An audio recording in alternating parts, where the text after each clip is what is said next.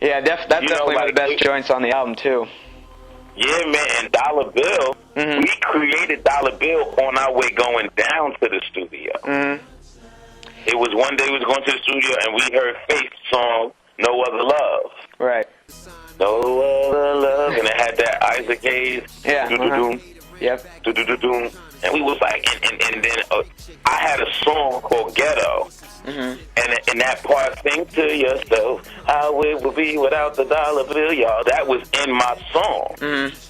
Right. So when that beat came on, you know, we all high and smoking, and, you know, we young, you know. Yeah. We in the car driving down to the studio, and Smooth just started going, think to yourself, how would... And I started singing with him, and then I would go, think about it. He go, think about it, think about it, think about it. And that's how that song happened. Yeah, it's great to hear about, you know, simple things turn into, you know, going on to an album that's pretty successful. But also, I want to get on maybe a different subject. Now, you've been, you know, like I mentioned Nate Dogg earlier, kind of sound like Nate Dogg. I understand you're going to put out a track and a tribute to Nate Dogg. Can you tell me a little bit about that? Yeah, I mean, as far as the comparison of me and Nate Dogg, I think that came due to our voices and the texture in which we sung records.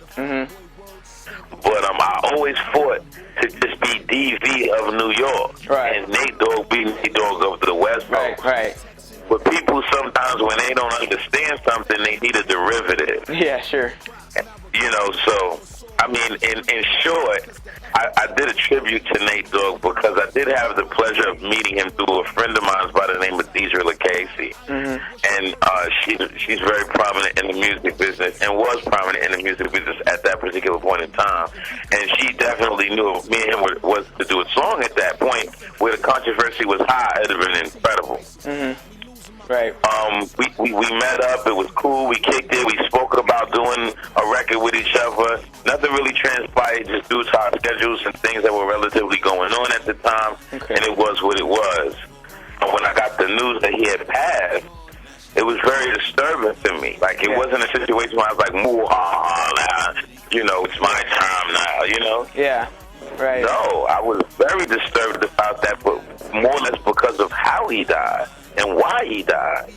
You know, we have to protect our health, man. We have to be very conscious of these things as we get older, you know? And so I felt like, you know what, if anybody can I don't like saying carry the torch, because when I think of the torch, I think of the Statue of Liberty. You know what I'm saying? And, you know, whores hold torches. That's where I'm at with that. And anybody know what the whore and the 7 horns is, then, you know, get your cookies up, get your knowledge up, and you understand what that's about. Right. But I don't look at a torch being passed. He had his crown, I had mine, and I felt like in royalty, when you salute another king, there's a way to go about it, and that was my way of saluting that man and his contribution to the hip-hop industry and the hip-hop culture. You know, he added a dynamic for West Coast music that helped it cross over to genres that nobody ever seen. Right.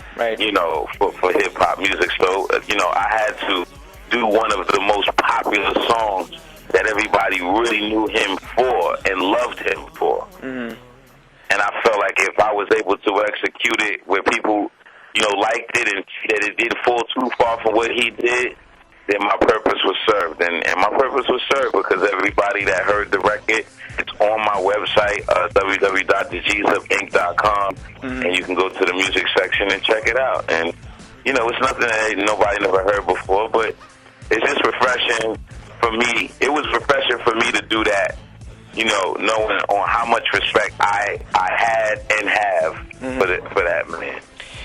Right. Another thing I want to go over, and I like to ask other people that come on my podcast. I asked this to Buckshot a couple months ago. But also, what do you think about the status of hip hop today?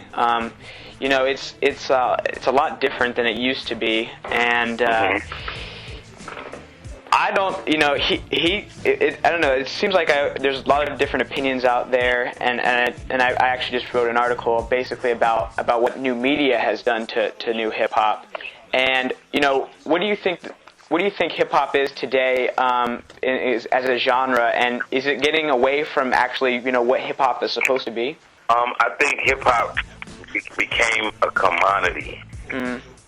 It became a source of income for urban youth, and a big source of income for business tycoons and corporate and executive figures.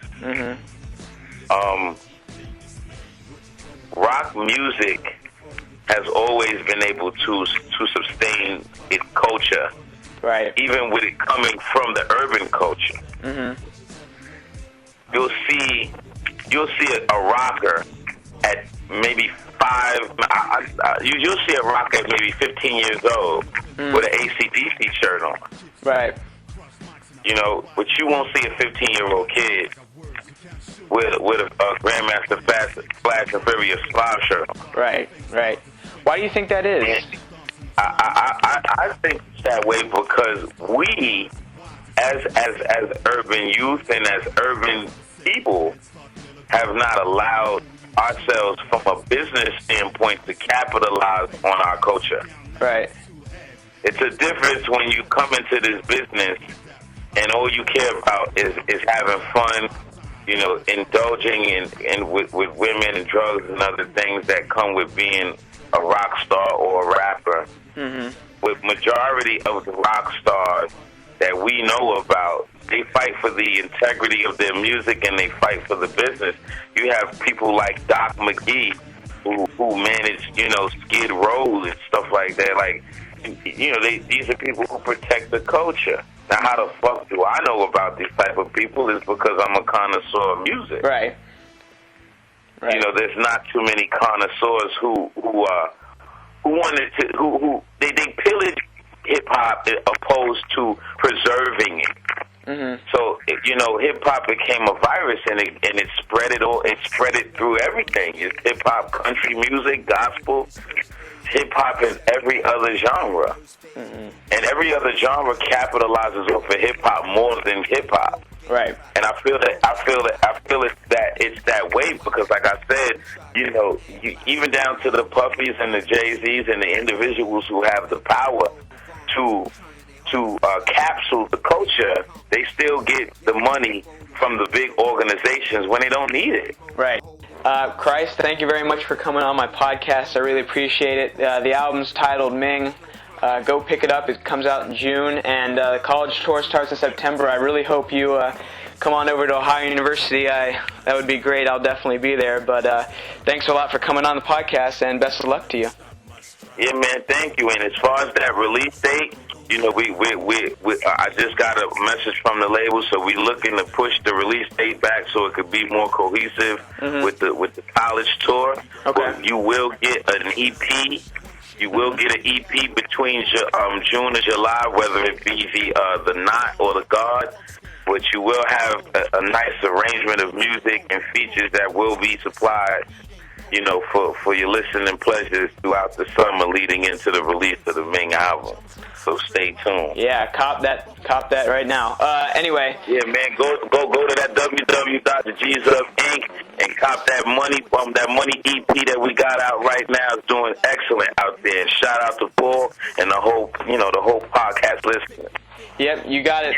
Straight from Khryst. Thanks a lot, man. Appreciate it coming on. All right, thank you, man.